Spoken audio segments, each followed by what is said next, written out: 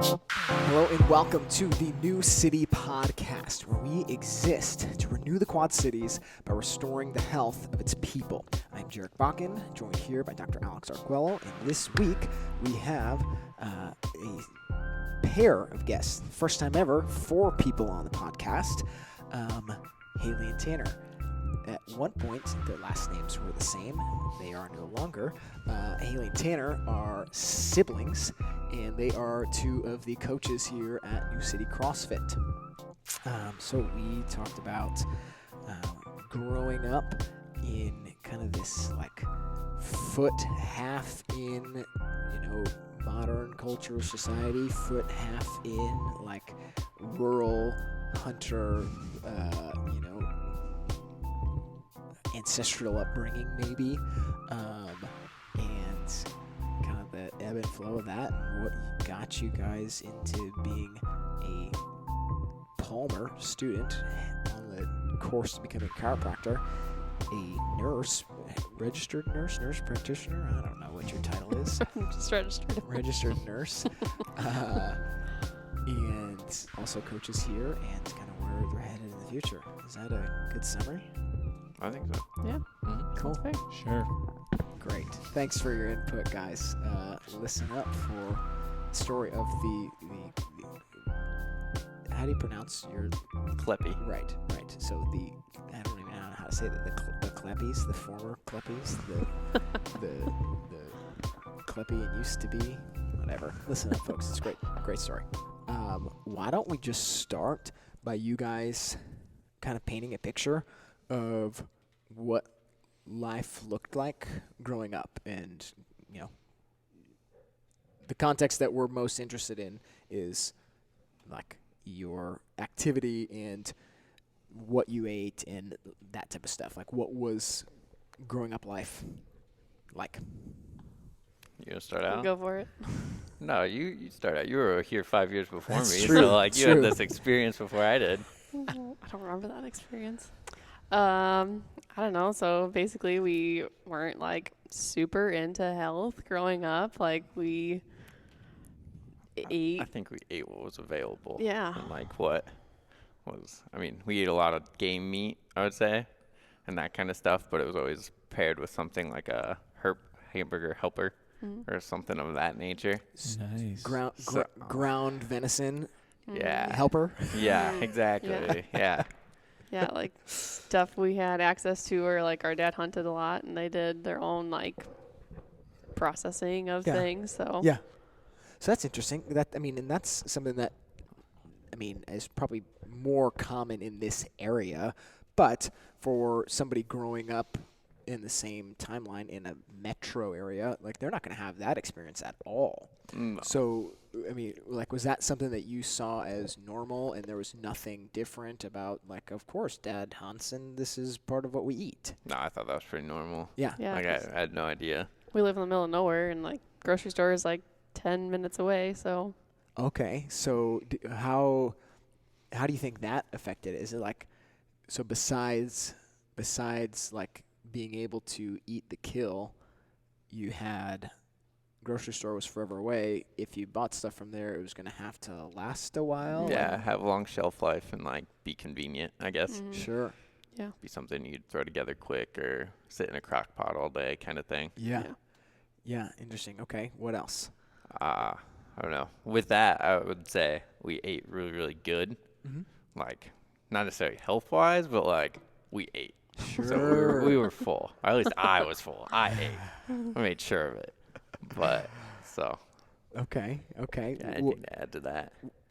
Was that like was that your own choosing? You just found a knack for enjoying food, or was? I think so. So I was pretty sick when I was little for a little bit. So I was a small kid, and then they took my tonsils out and had a bunch of problems, and then all of a sudden food tasted good, I think.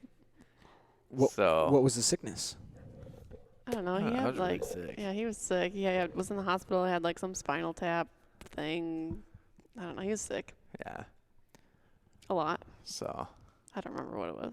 And you don't know about it? well, I was was like little. 3. Yeah. I mean, she was like 8 or something like that. It wasn't meningitis. I know that. The spinal tap confirmed. So it wasn't meningitis. Okay, so you have some experience of being in and out of the hospital, Mm-hmm. and then also some experience of things changing. Was there something specific that happened that things changed and you like then started eating, or what was that? I don't know if there's a specific like change. I think it was more of a gradual thing. Like maybe going into the school system was a big thing because like there were seconds at lunch and like we ate school lunch and. Were you like homeschooled at some point? No, Oh, just you're like saying going just- into kindergarten. Like oh, I was sure. pretty small until like the second grade, and then I got Ah. rather large. How quickly? Pretty quick. I would say by the fourth grade. I don't know how much I exactly weighed. I just know from second to fourth grade I put on a lot of weight, and I probably weighed more in the fourth grade than I did my freshman year of high school. Wow. So yeah, it was a pretty quick turnover in that department. Did you say that you got seconds at lunch? Oh yeah, Heck yeah, in man. school? all the time. Rectangle pizza. Yeah. This was before the Wow. healthy food initiative or whatever. They served the good stuff. We also went to school with like 12 kids in our class. I was just going to So, say, this Yeah. might be a rural school thing. Yeah. Yeah. Interesting. Okay. So you got all So, these kids starving in the inner city, and you guys are Yeah, eating no. all the portions out there. We did not have that problem. the real problem with America. The wealth is in the farmland. Okay. So, did you, like, now you know that, okay, I gained a ton of weight when I entered into public school system. Do you have any awareness of it at that point? Like, or was it like you were just a kid and it was just No, I think I knew I was like overweight. Okay. Because I would get kind of confrontational about it. Like I didn't like if people brought it up to me or like Sure. if my parents tried to like say, oh, we should try this instead. I'd be like, oh, you just think I'm fat. Like, Yeah. what are you doing? And so I think I was pretty aware. So they tried to. Oh yeah, they definitely tried to be like, hey, let's try this instead, or like if like drinking pop, they'd bring home diet soda instead. Okay. Okay, like how do we do that in a non-way where it's not going to be an issue kind of thing? Yeah. What was your perception of this at the time? I mean, I don't remember a lot of it. Like, I remember him being bigger and, like, wanting to eat, but I don't remember, like, my parents ever making an issue of it. Uh-huh. Like, Yeah. Yeah. Because it like It was uncomfortable, I would say. Mhm. Like to have that discussion with someone that young, I guess. And like I've met your parents, they're not huge people, right? Nope. So it's probably something they didn't have experience with. No, I Right. think my dad was like a twig in high school and Sure. all through his life. So Sure. Yeah. So, do you think, like, I mean, knowing just what would be normal at the time that they grew up compared to what was normal for you guys growing up, they obviously grew up in a different environment to where this wasn't something that they had to worry about. But then as they continue to simply be normal, right, now normal has kind of regressed into a state that produces unhealth, and it seems like they kind of just didn't know what to do with that. Is that? yeah, I would is say that- that's a fair assessment. 'Cause, Yeah. like, what do you tell like Yeah. 8-year-old, 9-year-old, 10-year-old kid that is Right. kind of gonna conflict about it? Like, Yeah. Yeah. you care about them, but it's a hard conversation to have. For sure. For sure. Did you ever go see a doctor or anything for it? No. I think It's the a only thing I chiropractor. saw a doctor for was I had Osgood Slaughters. Mm-hmm. So like I would wake up. I couldn't run correctly. I guess was the biggest thing. Is like I kind of had this penguin run thing going on because my knees would hurt. So Yeah. that was a big thing. Did you guys, like, did you play sports and like that's how that kind of like Yeah. flared So up? I did taekwondo and played football in elementary school. So I mean, I was an active kid, but I was a big kid, and played on the Mm-hmm. Sure. offensive line kind of thing, and Yeah. that. So Yeah. What about you? Did you play on the offensive line? Is this so far Tanner's the only child in your family. I mean, I was active in elementary and high school, and I mean, I think I did it more sometimes for like the social aspect. Like, we had a weightlifting class, and I messed around in it more than I weightlifted, and it's just funny now. Like now I enjoy weightlifting and doing that kind of stuff. And back then I was just like, I'm just here because I have to be. Sure. Kind of thing. Sure. Okay, so how do you go from, I mean, and we're going to cover a lot of ground here. How do you go from that state, so your upbringing is not centered on like a focus on health, right? Somewhat active. How do you go from that to, now you guys are both coaches here? Like, let's connect some dots between like where that trajectory might have started. I think just education was a huge piece of it. Like when I was able to talk to people and get like information about other ways to do things and like learn that there was other ways to do things and like healthier options, then you like start researching and start questioning and find that there's actually better things for you. So how about this? You for example, you're a nurse. And I imagine you got into that field with some sort of inclining towards, hey, I want to be in the healthcare field. Yeah, I want to help people. Right. Like I remember telling my mom, like, I just want to help people. Like, I don't know what I want to be. I don't know what I want to do. I just want to help people. So that my grandma was a nurse and it felt like the right thing to do. Sure. So I'm assuming your training in becoming a nurse looked different than what the worldview and the understanding of health and the philosophy of health that you were trained in to become a nurse might not be completely congruent with where you're at currently. Right. Where'd you start asking some of those questions? I think it was probably like when I was done with school and started at another gym, and like you were my coach, and there was things that like you're putting out there that is educational, and like you're just talking about stuff like you're fasting or whatever at the gym, and it's like, okay, like what does that mean? And how do I get into it? Or like, I don't know, it's just questioning things that you hear, the people that are around you. Sure. Okay. So you said you came to, so were you like going to another gym previously? I did in college. I went to kind of like a CrossFit gym, but then they had their own little gym there, so I went there. And then when I came back here, then yes, I was at 1031 for a while. In Ames? No, Fort Dodge. Fort Dodge. Where'd you go to school? Iowa Central Community College. Iowa Central Community College. Go Tritons. Play a sport there? No. Really? I got a scholarship for the choir. Choir. You Yeah. got to sing right now. You got the microphone What ready. in the world? I didn't know she could sing.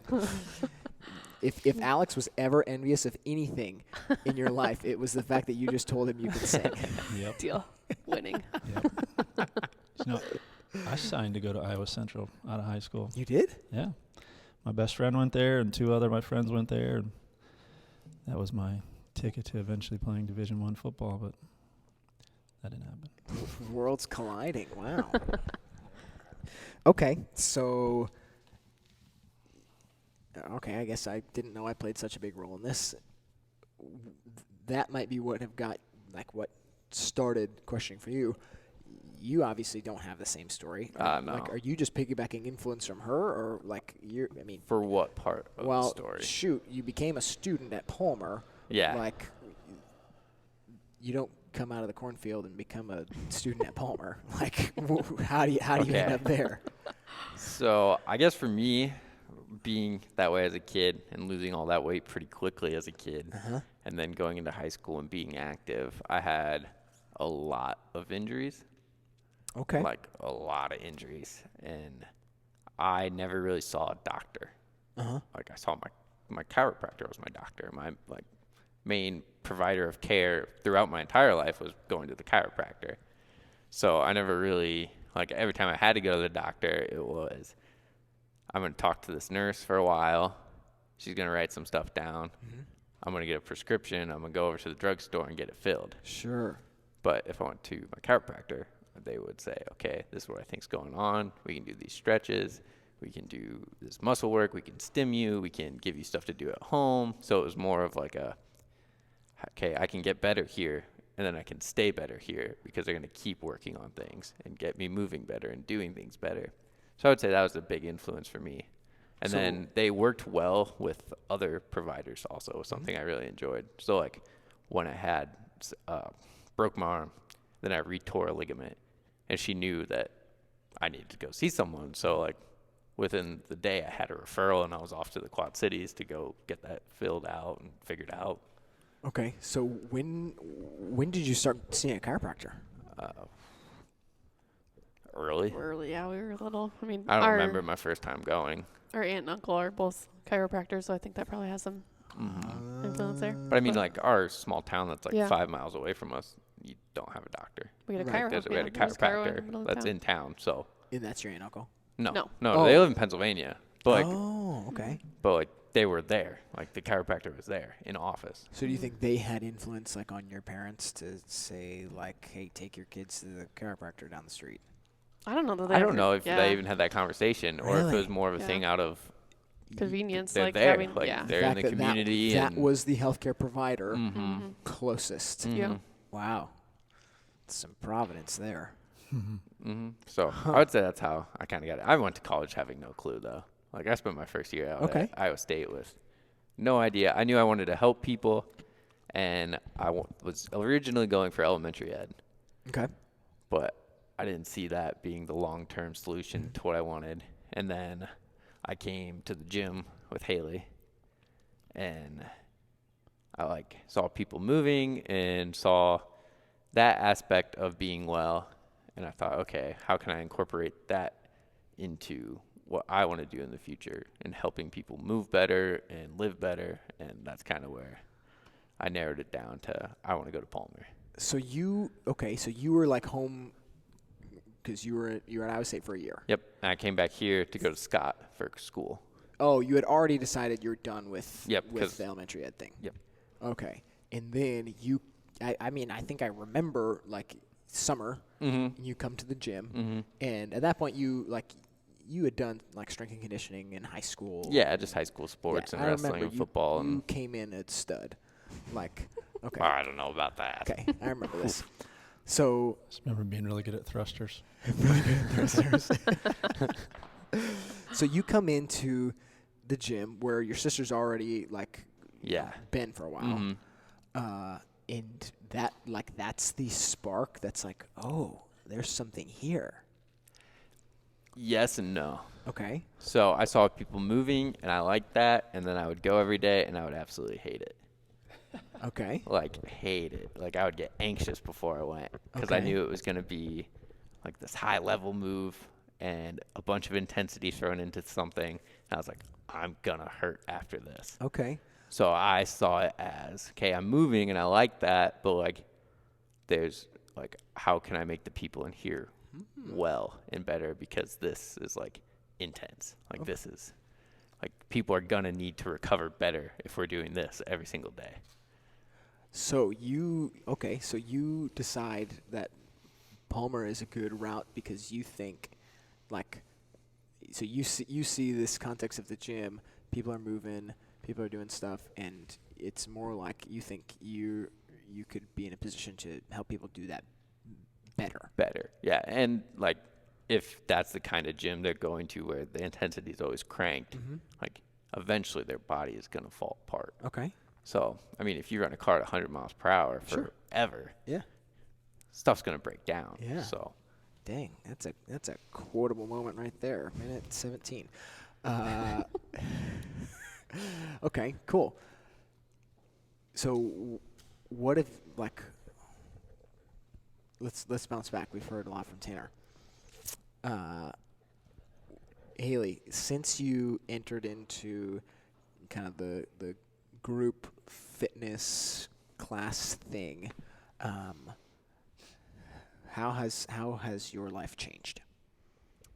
I think I've just like got a better awareness of what people around me are doing and how I'd like to help them do things differently. Like help them to see that there's other options and better ways to do things and live better and more healthy lives longer.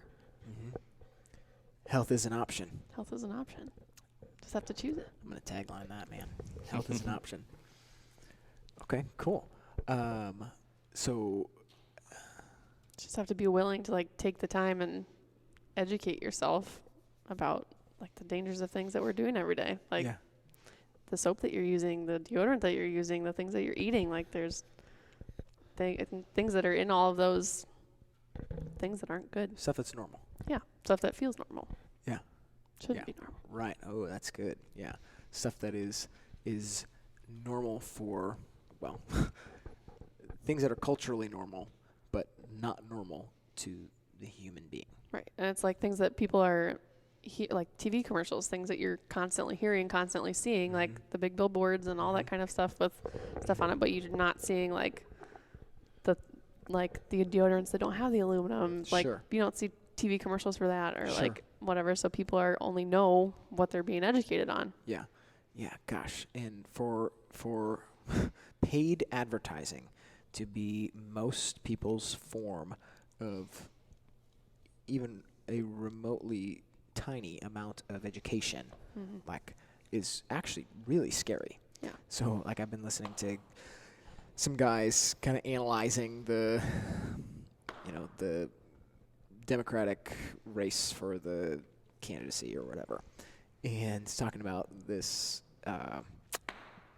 this debate on whatever day, and how, like, when the media article simply has like a headline that says so and so, performed well at this, okay? Just saying something positive about person X. Really, they can say whatever the heck they want. That person didn't necessarily have the greatest showcase at this debate, but because, consumer X sees headline talking about whoever, now they've got this storyline of whatever that is. Now I go and talk to my buddies at work and say, "Oh, did you hear so and so had a good show and everything?" And then next person who had no interaction with this whatsoever now has this storyline that, oh, this person's doing well, whatever. And then all of a sudden, like this is how our kind of belief system and our philosophy on certain things, like, it's developed, right? It's through media. Right. We're creatures who, we consume things and kind of understand things in like this storyline, and so that could have been a terrible article that said absolutely nothing, but the fact that it had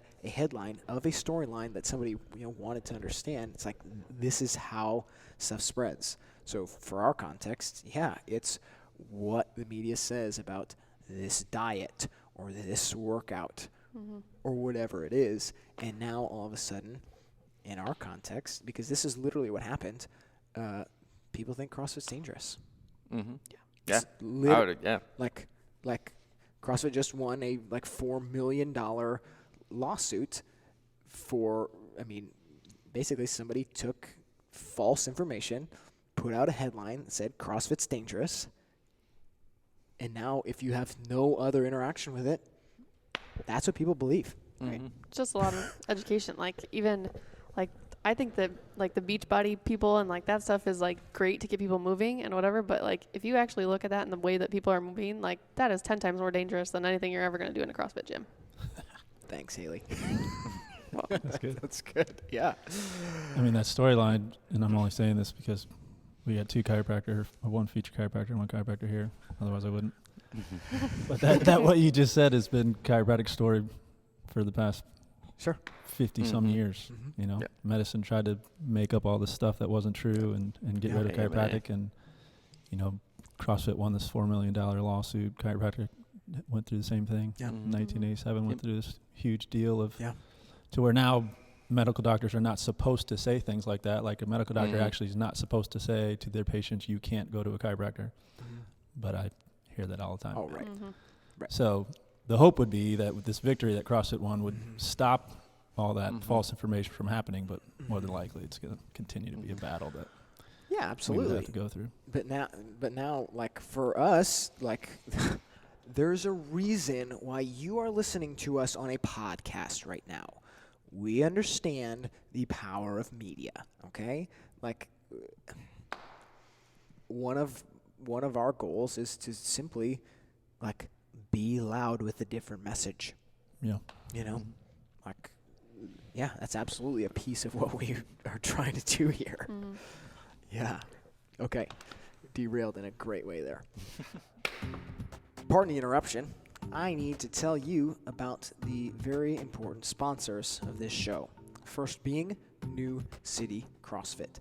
That's where we have the boots on the ground for all of this health and wellness and fitness and nutrition stuff that we are always talking about. So if you are interested in getting involved or just interested in learning more, you can go to newcitycrossfit.com.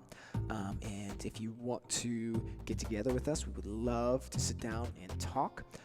You can click the Get Started button and sign up for a time to come in and we'll chat. Secondly, the show is sponsored by and supported by Ty's Photos, TYS, Ty's Photo Video, okay? This is the guy. He's the guy behind the camera, and he is your man for all things visual media, okay?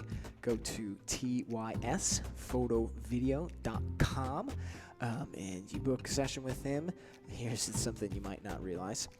When you come to the gym and you get fit, you are 300% more likely and more willing and wanting to get a photo session done of you and your significant others, whoever they may be, husband, wife, family, children, whatever it is. It's a crazy thing that happens. You look good and you want to take photos. So Tyler's your guy. You book a session with him, you can get 10% off that session with the promo code NEWCITY. And that's something you're going to want to do. All right? Check these guys out. By these guys, I mean us and Tyler.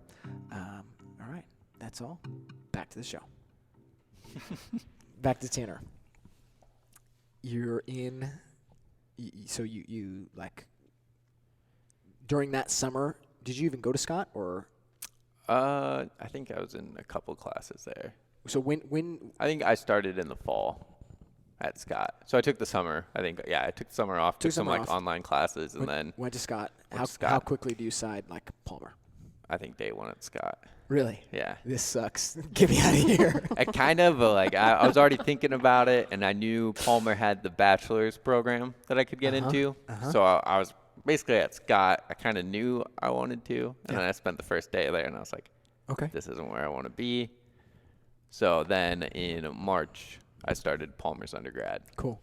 So how have things changed since you've been at Palmer? How has your philosophy on health developed? How has your kind of like vision for your life changed and developed? That's a good question. Oh. I would think about that one. I would say overall, I've become more aware of that there is a need for wellness for a lot of people. Okay. And that a lot of people have misconceptions on what wellness actually is. Yeah. And I would say that's why CrossFit was considered dangerous, or people thought it was dangerous, is because there were these misconceptions about there were certain gyms doing certain things and not following a certain way of thinking, I guess, that kind of derailed. And to be fair, like we admitted a couple weeks ago, like that is happening. Mm-hmm. Like Yeah, definitely. There are people who are doing things that are dangerous, but it's not inherent. And I think the biggest thing for me since coming to Palmer is practicing what I'm going to preach. Like if I want someone to be well, I should probably work on my own wellness first. Yeah. So for me, since Palmer, I'm down probably like 35 pounds now, just because I looked at how I was living and what I could do differently to better myself. And then I think starting coaching here even progressed that further, because I'm like, I want to represent something that if I'm going to do it, I want to do it the right way, because who am I to lecture someone if I can't like do it the right way first? Yeah, right. So it's like you're in classes now where you're literally like learning the deep meaning and ins and outs of everything that we're talking about that eventually produces a healthy person. Yeah.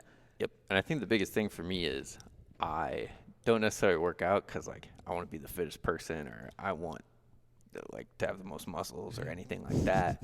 I want to not get Alzheimer's. I want to not get heart disease. I don't want to have high blood pressure at 25. Like, that is why I'm in here, and I'm changing my diet and trying to sleep better because I want to be well throughout my life. Sure. Yeah. And what do you got? I was going to say, I mean, what he's saying sounds simple. It sounds like from an outside perspective, everybody that would go to Palmer would think that same way. But unfortunately, you are in the minority. I went to Palmer Homecoming last year, and I think I texted these guys while I was there. I was in just one of the classes. There's probably 150, 200 people in this thing, and I told them 90% of the people were overweight. Yeah. And these are chiropractors coming back as, alumni to get their continuing education. So they might have the hope that you have, right? Yeah, I hope I'm healthy. Right? I hope I don't have Alzheimer's when I'm older or heart disease, but to actually put it into practice. It's like the biggest thing I think that's changed for me since coming home, because I thought I was healthy. Like I thought I was doing things okay, and but then I realized, like, okay, if I'm going to actually help people, I need to change some things in my own life first. Yeah, that's cool. I mean, right, and to I think you ask anybody, and they're gonna say, well, yeah, I want to do things that are gonna keep me from, getting disease X, Y, and Z, but not having the actual foresight or understanding or education to know that when Alzheimer's or cancer or whatever it is doesn't just you don't catch it like a virus. Yeah, it doesn't happen overnight. Right? And I think a lot of people kind of view it that way, rather than seeing it as a long-term culmination of your environment. I don't think a lot of people view it as preventable. I think it's you're either going to get it or you're not. And they don't think that other inputs go into it. But I think that's just a lack of overall education for a lot of people, is that they don't have the resources available to them, or they're not talked to about with it and what changes they can actually make. Yeah, for sure. So how are you going to make those changes? How are you going to teach people? Well, what I think we do a great job of here is our principles. Because even I learn from those sometimes. Or we start having a conversation right at the beginning of class talking about nutrition and what are people doing to get their nutrition, or what are people doing differently than they were before, or sleep is a big one for me. I like sleep, so that's a good one. It's very important. But so getting on schedule, trying to keep to that schedule. What are you doing in your own life to implement these things? Sure. So having some type of standard, some type of actually having a philosophy on health, and then the first thing you said was the fact that you're in a community of people who's actually talking about this. Yep, it makes it a lot more applicable. Because if you're reading, you can read all day, but to be in a group of people where you're doing the same thing and then actually applying it to your life and seeing change, I think that's a lot more motivating than being okay, I read this, but now how am I going to actually do it? Yeah. What's funny is we think this is special, but it's really not. When people gather, when people interact with other people, almost always there's some conversation about health in some variation, right? Whether it's as simple as, say you're eating a cheeseburger with deep fried macaroni and cheese on it, and somebody makes the comment about, how terrible this actually is for me. The reference for health is there, or it's somebody has, either them or somebody they know and love is dealing with one of these diseases, and let's talk about what their care is and the things that are happening and whatnot. And so it's it's a topic of conversation for people. It's not that people aren't doing things well because they're not interested in health. No, I think there's a lot of information though sometimes. And I think people need direction. Sure. Because you can hear something, and like you said, and you can talk about it, but like it might not necessarily be the best thing you heard. Yeah. Like it could be you hear one thing and you think it's healthy, and then you go all in on it, and then it has bad results. Yeah. So I think one of the most powerful things we can do here in the gym is equip individuals to have a voice in those conversations that are already happening and have a different voice. Yep. Because like I said, people are talking about it. Like you go to your friggin' Thanksgiving with your family, like at some point somebody's going to talk about something that like you might have a different opinion on, you know? The keto diet. The keto diet. That's what I want to talk about. Right, but right. So that, for example, your grandma sees on her Facebook feed, you guys ever hear about this keto diet that's bad for your heart, right? And then for you to be able to enter into that conversation educated on something like that, and be able to have something beneficial to say there, like exactly what we're saying, like this mindset and this philosophy and this this philosophy on health, like gets built in those conversations. And one of the things we're trying to do is equip people to like have something to say there. Yeah, I'd say education is very important. And the confidence to say what you want to say and know that you know what you're talking about. Like that's hard. Yeah. Especially if you're around your family and whatever, and you. Right, because somehow health conversations also get emotionally charged very quickly. Yeah. Yeah. Okay, so you raising up to ask a question there? I don't know where you're going. I want to get to talking to Haley about what's been her experience in the nursing field with having this knowledge that you've gained over the last year and a half or so.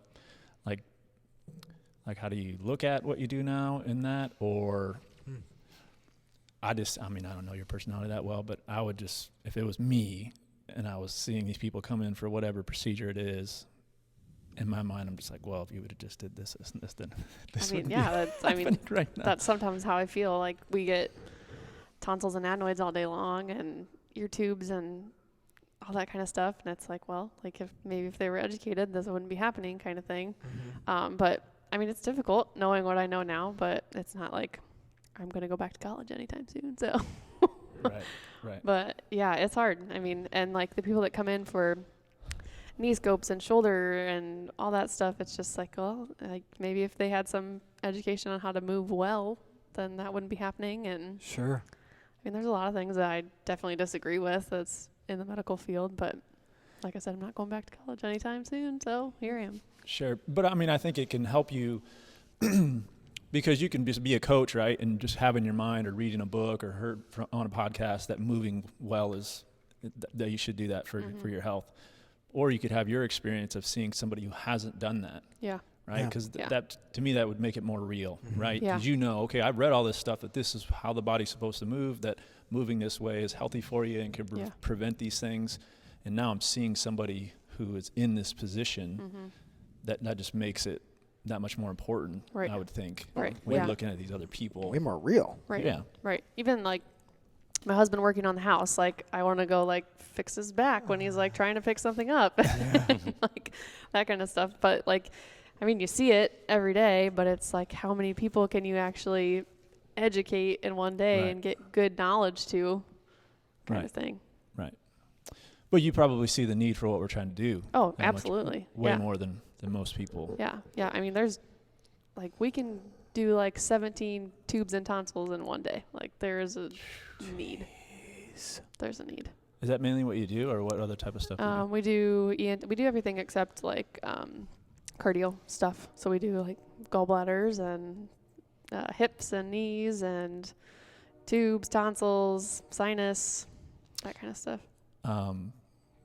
You said how many tonsils and stuff you do. How many gallbladders would you do in a day? Or a week? Let's go a week. We only have one surgeon I think just one that comes for that, but maybe like 3, 4.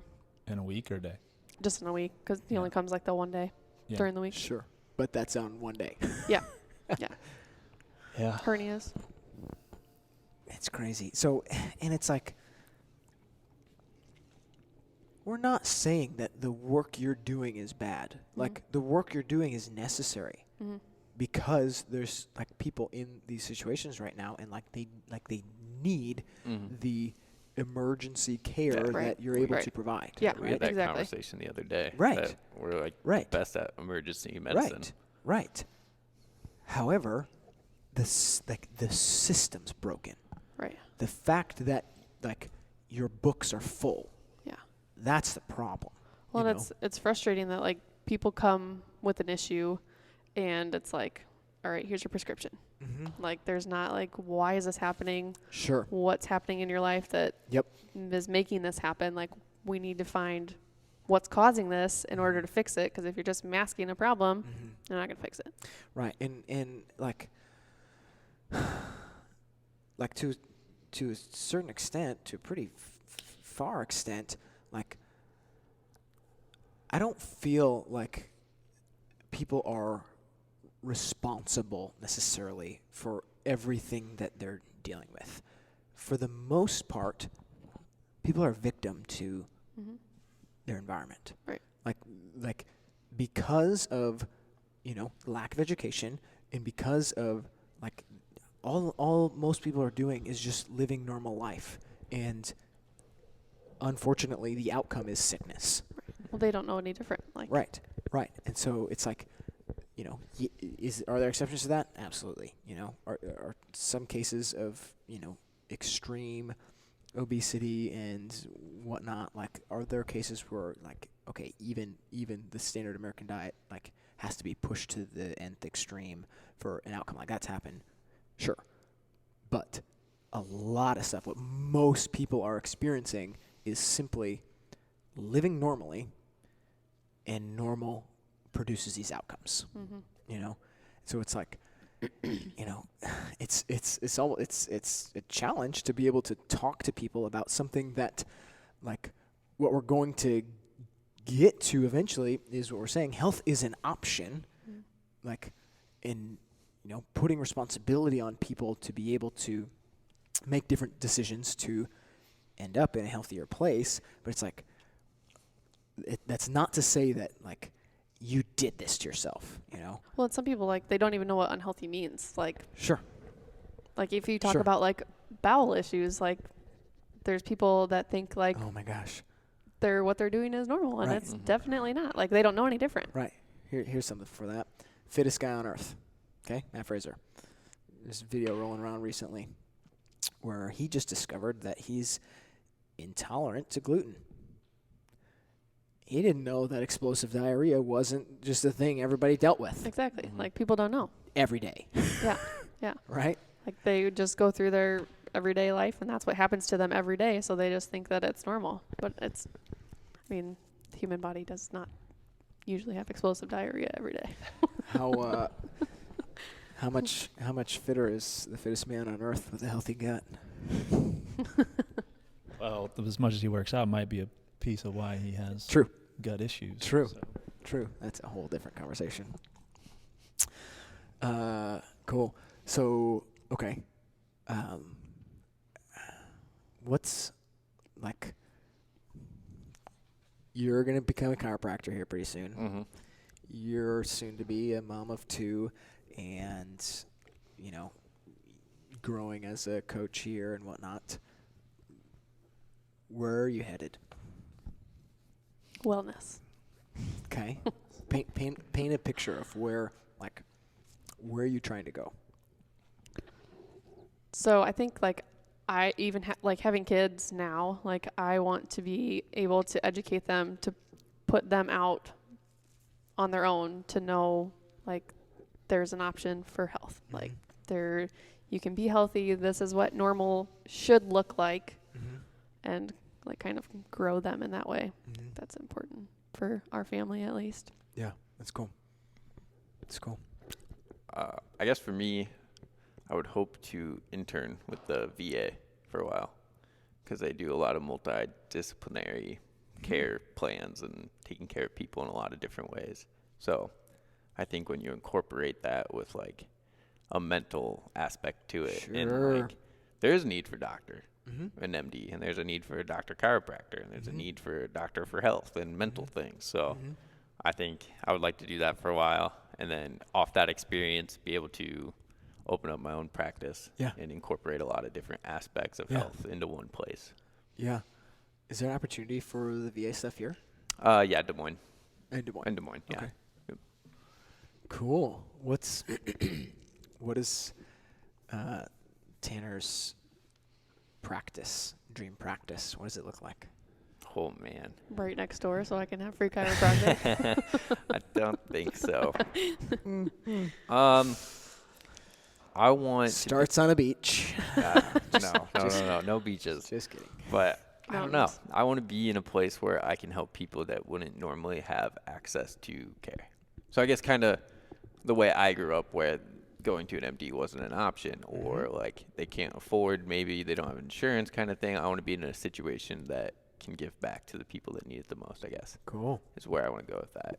Because I think you can get a lot of people that are living well off, healthy. Sure. But I think there's a huge problem with people that aren't well off being healthy. Sure. And how much of them being not well off is due to Yeah, health-related concerns, whether it be their nutrition and what they can take in due to financial situations and that kind of stuff. So I think that's a huge problem that hasn't been appropriately dealt with, especially when looking like at obesity and heart disease and these major issues is, okay, how much of it is it a health problem as an access problem? Yeah. And an education problem. Yeah. It's a big thing. Calories are cheap, man. Yeah. Yeah, that's cool. That's cool. Sweet. You got anything else to add here? I don't think so. Well, you got to say it in I don't think so. mic for anybody to hear it. Very cool. Thank you guys for doing this. Thank you for being here. Yeah, thank you guys. Yeah. I'm glad that you guys are here with us. I'm excited to see kind of where you guys go with this, and excited to see how many people you guys are able to help. Yeah, it's cool. It's good stuff. You did it. You made it here to the end of the show. Thank you so much for listening all the way through. If you like what you hear, here's what you need to do. You need to subscribe, because then you don't have to be scrolling through your feed and seeing when we got a new show. It's just going to show up in your feed, guys. It's the easiest thing to do. Make things easier for yourself and subscribe for yourself. Subscribing, it's the best thing that you can do, right? You can like us on Facebook and Instagram. All of the stuff. If you're listening on the audio version, you can watch the video version on YouTube. Hey, we would also love for you to give us some feedback. Comment, review, let us know what you think. If there's stuff you want to hear us talk about, if there's people you want us to interview, let us know, okay? But again, thank you for your attention. Really appreciate it. Catch you guys next time.